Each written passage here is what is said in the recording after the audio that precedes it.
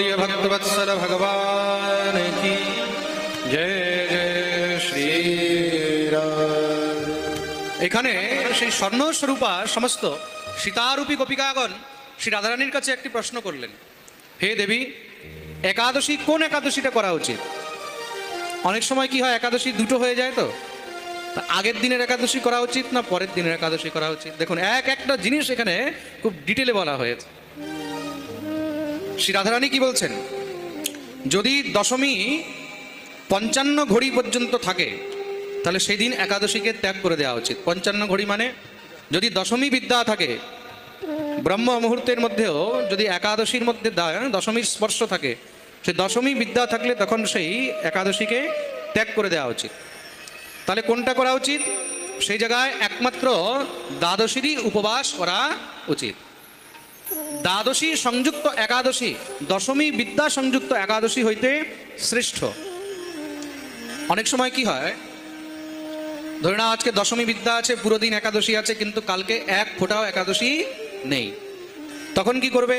বলছে তখন সেই সময় দ্বাদশীরই ব্রত করা উচিত। এখন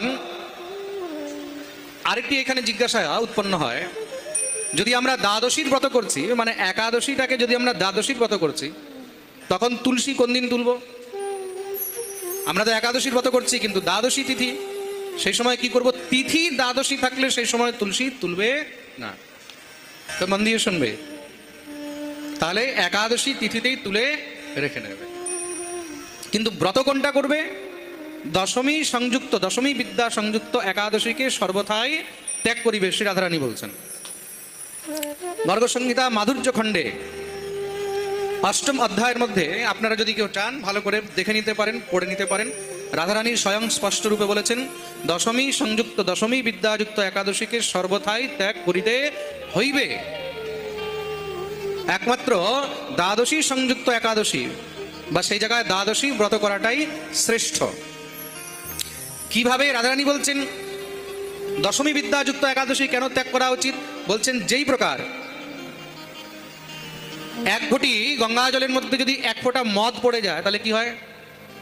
সেটা কি আর সেবায় লাগে? লাগবে কি? তুমি এক বোতল গঙ্গা জল নিয়ে আসলে, তার মধ্যে যদি এক ফোঁটা মদ পড়ে গেল, তাহলে কি হয়? সেখানে গঙ্গা জলেরও কিন্তু মহিমা নষ্ট হয়ে যায়। তো গঙ্গা নদীতে যদি পড়ে তাহলে মহিমা নষ্ট হবে না, কিন্তু তুমি যদি এক পাত্রের মধ্যে সেখানে গঙ্গা জল নিয়ে আসলে, রাধারানী বলছেন সেখানে যদি এক ফোঁটা মদিরা পড়ে যায় তখন সেটাকে ত্যাগ করে দেওয়া উচিত। তদ্রূপ একাদশীর মধ্যে যদি দশমীর লেশ মাত্র স্পর্শ থাকে, সেটাকে একদম সম্পূর্ণভাবেই ত্যাগ করে দেওয়া উচিত। যেটা আমাদের হরিভক্তি বিলাসের মধ্যে শ্রী গোপাল ভট্ট গোস্বামী প্রভুপাদ খুব সুন্দর করে নির্ণীত করে দিয়েছেন।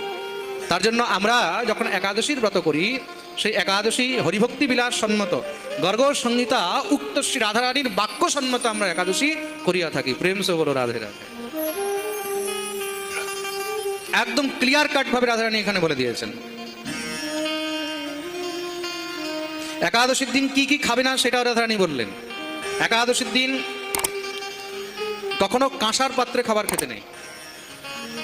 কাঁসার পাত্র, অনেকে কি করে কাঁসার থাল, কাঁসার বাটি, কাঁসার গ্লাসের মধ্যে খায়, তো একাদশীর দিন কাঁসা পাত্রে কখনো গ্রহণ করবে না, কখনো খাবে না।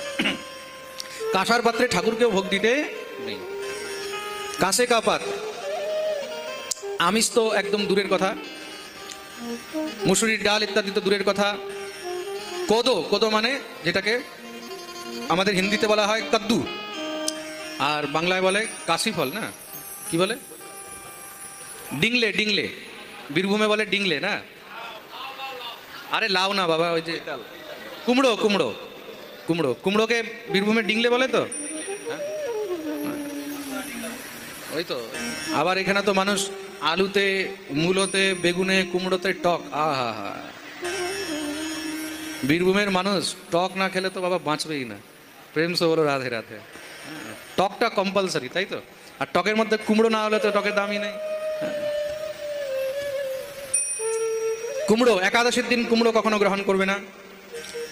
লাউ, ছোলা, কোনো প্রকারের শাক, মধু, মধু মানে বুঝেছো তো? হ্যাঁ, মধু, শহদ, হানি। অনেকে ভাবে একাদশীর দিন মধু বোধহয় খাওয়া যায়, একাদশীর দিন মধু খেতে নেই। পরের অন্ন, এখানে পরের অন্ন বলতে কাওর দেয়া একাদশীর দিন খেতে নেই। একাদশীর দিন পুণ্যের কাজ তো, একাদশীর দিন তুমি যদি কাওর দেয়া বস্তু গ্রহণ করলে খেলে, তাহলে তোমার সেই পুণ্যের ফল সে নিয়ে চলে যাবে। নিজের পরিশ্রম থেকে, নিজের আয় থেকে অর্জিত বস্তু দ্বারা ক্রয় করিয়া ব্রতের দিন সেটাই খাওয়া উচিত।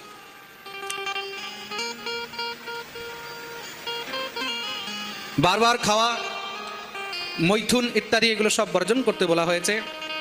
তার সঙ্গেই জুয়া খেলা।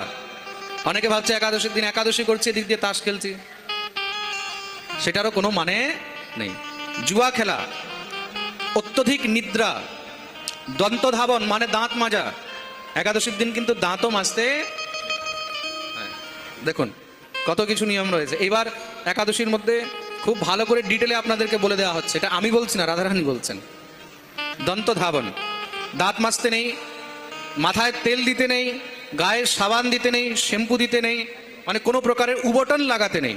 হ্যাঁ, উবটন মানে বর্তমানে সাবান, শ্যাম্পু, তেল ইত্যাদি এইসব বস্তু একাদশীর দিন কখনো ধারণ করতে নেই।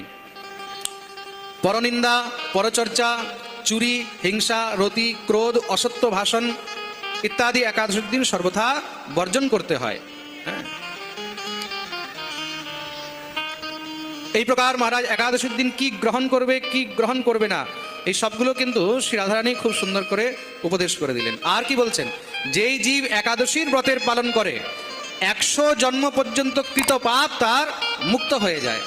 আর একাদশীর দিন কেউ যদি দেহত্যাগ করে, তাহলে যমরাজ বা যমদূত তাকে কখনো স্পর্শ করেন না। দেহত্যাগ বলতে সবাই দেহত্যাগ করলে কি উদ্ধার হবে? না, একাদশীর উপবাস করে যদি কেউ দেহত্যাগ করে, যমরাজ এবং যমদূতরা পর্যন্ত তাকে স্পর্শ করে না। আর দ্বাদশীর দিন তুলসী পত্র দিয়ে গোবিন্দকে পুজো করতে হয়।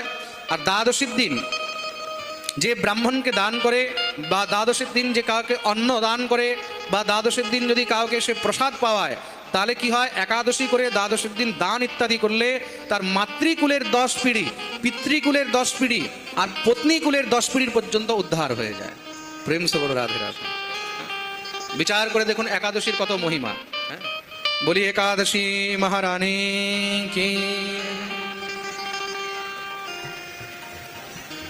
শ্রী রাধারানী আরেকটা কথা বললেন, একাদশীর দিন যে গোবিন্দের কথা শ্রবণ করে, বিষ্ণু কথা শ্রবণ করে, আর দ্বাদশীর দিন কেউ যদি বিধিপূর্বক অল্প কিছুও দান করে, তাহলে সেটা মেরু পর্বতের মতন পুণ্যের বিশাল বড় পাহাড় তৈরি হয়ে যায়। দ্বাদশীর দিন দানের এত ফল রয়েছে। একাদশীর দিন কখনো কিন্তু ভুলেও কাউকে অন্ন দান করতে নেই বা অন্ন খাওয়াতে নেই। আমি যেখানেই পাঠে যাই, সব জায়গায় যদি একাদশী পড়ে, সবাইকে বলে দিই আজকে একাদশীর দিন কোনো মতেও এখানে অন্ন রান্না চলবে না, ভক্তদেরকে প্রসাদের মধ্যে অন্ন দেওয়া যাবে না, বা ঘর পরিবারের মধ্যে যদি কেউ একাদশী করছে না, তাদেরকে বলে দেবে একদম যদি দরকার হয় বাইরে চলে যাও, কিন্তু এইখানে আজকে অন্ন রান্না হবে না। তাতে কি হবে, একাদশীর দিন যে অন্ন দান করে, অন্ন খাওয়ায়, তাকেও ততটাই অপরাধ হয় যতটা যে অন্ন খায় তাকে অপরাধ হয়। দুজন সমান অপরাধের ভাগিদার হয়। সুতরাং একাদশীর দিন কাউকে অন্ন দানও করিতে নেই। বলছেন যেই প্রকার সংসারের মধ্যে সমস্ত সর্পদের মধ্যে অনন্তদেব শ্রেষ্ঠ, পক্ষীদের মধ্যে গরুড় শ্রেষ্ঠ, দেবতাদের মধ্যে বিষ্ণু শ্রেষ্ঠ, চতুর্বর্ণের মধ্যে ব্রাহ্মণ শ্রেষ্ঠ, বৃক্ষের মধ্যে পিপল শ্রেষ্ঠ, এবং সমস্ত সংসারের পত্রের মধ্যে তুলসী পত্র শ্রেষ্ঠ, ঠিক সেই প্রকার সংসারের সমস্ত ব্রত উপবাসের মধ্যে একাদশী হলেন সর্বশ্রেষ্ঠ। বলি একাদশী মহারানী কি। কোনো ব্যক্তি 10,000 বৎসর পর্যন্ত তপস্যা করে যেই ফল প্রাপ্ত করে না, একটা একাদশী করলেই সেই ফল প্রাপ্ত হয়। শ্রী রাধারানীর বাক্য। কেন একাদশী করতে বলা হয়? বারবার আমি পাঠের মধ্যে কেন একাদশীর কথা বলি? এই কারণেই একাদশীর কথা বলা হয়। একাদশীর পরম শ্রেষ্ঠতা রয়েছে। আমি শুধু নিজে একাদশী করি তা বলে নয়, আমার সঙ্গে যারা থাকে সবাইকে একাদশী করাই। এই যত টিম রয়েছে, একাদশী মানে একাদশী করতেই হবে, একদম ক্লিয়ার কাট কথা। একাদশী তুমি যদি করো তার ফল তুমি নিজেই বুঝতে পারবে। শ্রী রাধারানী এখানে সমস্ত সেই সীতারূপী গোপীদেরকে খুব উপদেশ প্রদান করলেন। আচ্ছা, এখানে একাদশী কে কে করে একটু হাত উপর করো তো দেখি। বাস, এখন কারা কারা হাত নিচে করে না, কারা কারা আজকে এখান থেকে মনে সংকল্প করছে যে আমরাও একাদশী করব, তারা হাত উপরে করো তো দেখি। বাহ, খুব ভালো, অনেকগুলো হাত উঠেছে। একটা হাত উঠলেও মনে হতো আমি যা বললাম সেটা সফল হলো। একাদশী এত কিছু বর্ণন শ্রবণ করার পরে যদি অন্তর থেকে জাগ্রত হয়, যদি বুঝতে পারো যে আমাদেরকে একাদশী করা উচিত, তাহলে মনে করবে এই পাঠ শুনে কিছু আমাদের লাভ হলো। প্রেম সে বলো রাধে রাধে। আজকে তো হলো 6 তারিখ, এইবার একাদশী পড়েছে 10 তারিখে। খুব মন দিয়ে শুনবে, একাদশী পড়েছে 10 তারিখে। 10 তারিখে কি বার? হ্যাঁ, রবিবার না? রবিবারের দিনই একাদশী করবে। কারোর মনে যদি কোনো সংশয় থাকে, কারোর মনের মধ্যে যদি কোনো প্রকারের কোনো খুঁত থাকে যে শনিবারে একাদশী করব না রবিবারে করব, মানে 9 তারিখে না 10 তারিখে, তো সবাই শুনে নেবে। যারা এখানে বসে আছে, পাঠ শুনছে, লাইভ শুনছে, সবাইকে বলে দিচ্ছি একাদশী 10 তারিখেই একমাত্র করা হবে। সম্পূর্ণ ভারতবর্ষে, বাংলাদেশে যে যেখান থেকেই শুনছে 10 তারিখেই একাদশী হবে। এই প্রকার শ্রী রাধারানী খুব সুন্দর করে একাদশীর মহিমা বর্ণন করলেন। সেই একাদশী ব্রত করেই সমস্ত সব যোগ্য সীতারূপী গোপীগণ ভগবান শ্রীকৃষ্ণের দর্শন পেয়েছেন। ভগবান তাদেরকে আদেশ করলেন, চিন্তা করো না, অতি শীঘ্রই আমি তোমাদের মনের ইচ্ছা পূর্ণ করব। কবে? শরৎ পূর্ণিমা রাত্রিতে তোমাদের সবার মনের ইচ্ছা পূর্ণ হবে। বলিয়ে ভক্তবৎসল ভগবান কি।